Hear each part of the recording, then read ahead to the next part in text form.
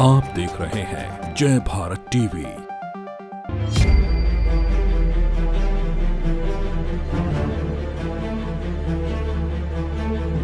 नमस्कार, स्वागत है आप सभी का जय भारत टीवी में। मैं हूं योगेश धस्माना। विवाद और कंगना रनौत, जी हां, एक बार फिर विवाद हुआ है कंगना रनौत के एक ऐसे विवादास्पद बयान पर जिस पर पूरे देश में जो है उनके खिलाफ आवाजें उठ रही हैं। और सवाल आखिरकार ये कि क्या अभी 2014 तक जो कुछ मिला हुआ था वो आज़ादी नहीं थी?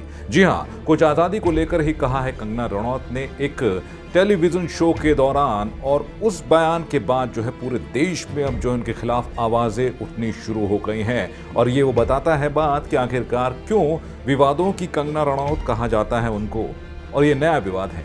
ज्यादा जानकारी के लिए हम बात करेंगे। हमारे साथ इस वक्त जुड़ रहे हैं मेरी सहयोगी आकांक्षा थापा। आकांक्षा, कहते हैं कि विवाद और कंगना रनौत एक दूसरे के साथी बन चुके हैं और अब एक नया विवाद आया है जिसमें उन्होंने कहा है कि 1947 में जो मिला था वो भीख थी, असल आज़ादी 2014 में मिली। जी योगेश, जैसा कि आपने कहा बिल्कुल सही कि कंगना और विवाद दोनों को एक साथ ही जोड़ा जाता है। हम सब जानते हैं कि कंगना रनौत एक अभिनेत्री हैं, बॉलीवुड से जुड़ी हैं, पर अपनी फिल्मों से ज़्यादा उनकी चर्चा विवादों में होती है। विवादों के स्पॉटलाइट से वो अक्सर घिरी रहती हैं। और अभी एक नया विवाद जिसकी आप बात कर रहे हैं, उनके बयान को लेकर, वो भी मैं आपको बताती हूँ कि उनका पूरा बयान ये था कि उन्होंने जो पद्मश्री अवार्ड जब उन्हें मिला था उसके बाद उनका एक इंटरव्यू हुआ। उस इंटरव्यू में उन्होंने एक बयान दिया जिसमें उन्होंने कहा कि 1947 में जो भारत को आज़ादी मिली थी वो भीख में मिली थी, और कहा कि असली आज़ादी 2014 में मिली थी। तो इसके साथ साथ अभी पूरे देश भर में उनका विरोध जताया जा रहा है। जितने भी मंत्रीगण हैं और जितने भी नेता लोग हैं, देश भर के विभिन्न जगहों से उन पर FIR भी दर्ज की जा रही है इसी बयान को लेकर। और ऐसे में आकांक्षा ये भी सवाल उठता है कि जो बात उन्होंने कही और कुछ दिन पहले ही उन्हें देश का सबसे प्रतिष्ठित अवार्ड दिया गया है, देश की तरफ से सम्मान उन्हें दिया गया, और उसी सम्मान के बाद उनका इस तरीके का विवादास्पद बयान आता है। हालांकि इस बीच वो इस विवादास्पद बयान के बाद भी इस बयान पर मतलब पीछे मुड़कर नहीं देखा उन्होंने, और लगातार वो इस बयान का सपोर्ट कर रही हैं। जी योगेश जी, आप बिल्कुल सही कह रहे हैं। कंगना रनौत हमेशा अपने बयानों को लेकर बेबाकी से अपने बयान देती हैं और बयानों को देने से पहले 2 बार शायद सोचती भी नहीं हैं। हमने देखा है कि पहले भी उन्होंने काफ़ी सारे ऐसे बयान दिए हैं जिनकी वजह से वो हमेशा सुर्खियों में बनी रही हैं। और अभी इस बयान के बाद मैं आपको बताऊं कि जो मुंबई के एक मंत्री है, जो महाराष्ट्र के एक मंत्री है नवाब मलिक, उन्होंने इनके ऊपर FIR दर्ज कराई है। उन्होंने कहा कि कंगना रनौत का ये जो बयान है वो बिल्कुल भी वो बर्दाश्त नहीं करेंगे। साथ साथ उन्होंने पद्मश्री अवार्ड जो कंगना रनौत को दिया गया है उसको भी वापस मांगने की अपील की है सरकार से। साथ साथ उन्होंने एक बहुत ही बड़ा बयान कंगना रनौत को लेकर यहाँ पर दिया है, जहाँ पर वो कह रहे हैं कि कंगना रनौत ने ड्रग्स की ओवरडोज की है। जी हाँ, उन्होंने कहा कि मलाना की ओवरडोज में उन्होंने ये जो बयान दिए हैं वो बर्दाश्त नहीं करेंगे। जी, और ऐसे में सांसद वरुण गांधी के साथ भी उनका एक ट्विटर वॉर शुरू हो गया। जी हाँ, ट्विटर आप जानते हैं कि कंगना रनौत को कई सारे सोशल मीडिया प्लेटफॉर्म्स पर ब्लॉक कर दिया जाता है। उनका ट्विटर हैंडल या फिर इंस्टाग्राम हैंडल हमेशा बंद कर दिया जाता है, लेकिन अभी भी वो ट्विटर में तो खैर बनी हुई हैं, तो वहाँ पर भी उनका ट्विटर वॉर इस वक्त जारी ही है।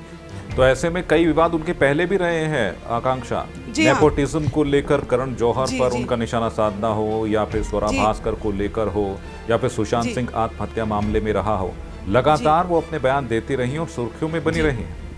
जी बिल्कुल सही कह रहे हैं आप। इससे पहले ये जो अभी तो हाल ही का है बयान है इनका पद्मश्री अवार्ड के बाद, इससे पहले भी कंगना रनौत के बहुत सारे बयान हैं जिसकी वजह से एकदम हड़कंप मच गया, खासतौर पर मूवी इंडस्ट्री की बात करें तो हम। इससे पहले देखिए, ऋतिक रोशन के साथ उनके संबंधों का एक कुछ उनके चैट और ईमेल्स वगैरह वायरल हुए थे, तब वो सुर्खियों में बनी थी। उसके बाद सबसे अहम चीज़ है वो है सुशांत सिंह राजपूत का जो मामला था, जहाँ पर उन्होंने अब सीधा ट्विटर पर बेबाकी से और बिना किसी डर के उन्होंने सीधा लिख दिया था कि सुशांत सिंह राजपूत का जो मामला है वो सुसाइड का केस नहीं है बल्कि उनकी हत्या की गई है। उन्होंने और मूवी माफिया का भी नाम लिया था अपने इस ट्वीट में। सीधा उन्होंने निशाना साधा था बॉलीवुड की तरफ, और उन्होंने ये भी कहा था कि मुझे पता है कि मेरा करियर इस पे दाव पे लग जाएगा, पर वो डरी नहीं। और जब आप बात करते हैं बॉलीवुड की, तो फिर उन्होंने बॉलीवुड के जो बादशाह एक तरीके से कहते हैं आप, या फिर बॉलीवुड में जिनका बहुत दबदबा है, जो कि करण जौहर हैं। करण जौहर के ही शो में वो आई थी कॉफ़ी विद करण में, और करण जौहर को ही उन्होंने मूवी माफिया का खिताब दे दिया था और साथ साथ कहा था कि वो फ्लैग बेरर ऑफ नेपोटिज्म है। तो आप सीधा देख सकते हैं कि वो किस तरीके से निशाना साधती हैं बेबाकी से और डरती नहीं हैं। खैर, ये जो उनके बयान है वो उन पर उल्टा पलटवार भी करते हैं कई बार। लेकिन ये जो बयान है बेहद विवादास्पद बयान है और इसको लेकर आकांक्षा पूरे देश में जो है लोगों का गुस्सा भी सामने आ रहा है। और एक तरीके से जिस तरीके से 2 दिन पहले उन्हें जो है पद्म अवार्ड दिया गया है और अब उसकी वापसी की मांग भी उठने लगी। जी, बिल्कुल सही।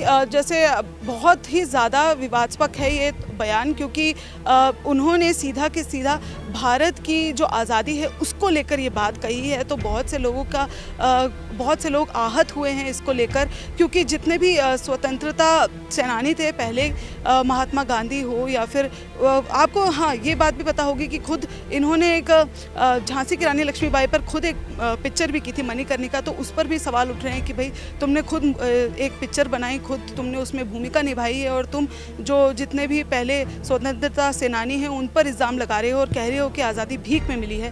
तो जाहिर सी बात है पूरा का पूरा जो देश है इस वक्त नाराज़ है। नाराज़गी तो चल ही रही है फिलहाल कंगना रनौत को लेकर। जी, कंगना रनौत को लेकर नाराजगी चल रही है और नाराजगी अब जो है सोशल मीडिया पर भी आ गई है और लोग अपने अपनी प्रतिक्रिया अपने विचार इस वक्त रख रहे हैं। बहुत बहुत शुक्रिया करना चाहेंगे आकांक्षा आपका इस पूरी जानकारी देने के लिए। तो विवाद और कंगना, जी हाँ, ये जो रिश्ता है जो एक बार फिर सामने दिखाई दिया है और अब जो उन्होंने बयान दिया है उसको लेकर पूरे देश में कई आवाज़ें उठ रही हैं और लगातार ये आवाज़ भी उठ रही है कि उनको जो अभी पद्म अवार्ड दिया गया उसे वापस लिया जाए और कंगना इस पूरे मामले को लेकर अपनी सफाई भी दें।